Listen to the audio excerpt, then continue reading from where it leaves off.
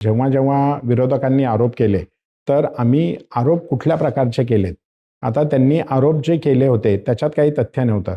त्यांच्याकडे कसलेही पुरावे नव्हते आणि ते आरोप ह्याच गोष्टींसाठी करत होते, की आम्ही कुठेतरी डायव्हर्ट व्हावं आणि आमचं डायव्हर्जन होऊन आम्ही विकासाचे मुद्दे जे लोकांपर्यंत घेऊन चाललेलो होतो आणि लोकांना ते पटत होतं, की आम्ही जो विकास सांगत होतो, व्हिजन सांगत होतो आणि ज्या गोष्टी आम्ही केलेल्या आहेत, मग त्या आम्ही स्थानिक स्वराज्य संस्थेत केल्या 22 पर्यंत, केंद्रात केल्या, राज्यात केल्या, ते लोकांना पटत होत असल्यामुळे आणि ते त्यांच्या लक्षात आलं, की अरे आता आपल्या हातातनं ही निवडणूक चालली आहे आणि त्याच्यामुळे त्यांनी ते आरोप करायचे सुरुवात केले आणि दहशत वगैरे असं काही असतं, तर मग दहशत असतं तर 128च्या 128 जागा आम्ही घेतल्या असत्या आणि ज्या ज्या ठिकाणी आता आमचे उमेदवार पराभूत झालेत, काही मतांनी पराभूत झालेत, मग त्या ठिकाणी आम्ही दहशत केली असती आणि तेही सीट्स आम्ही घेतले असते.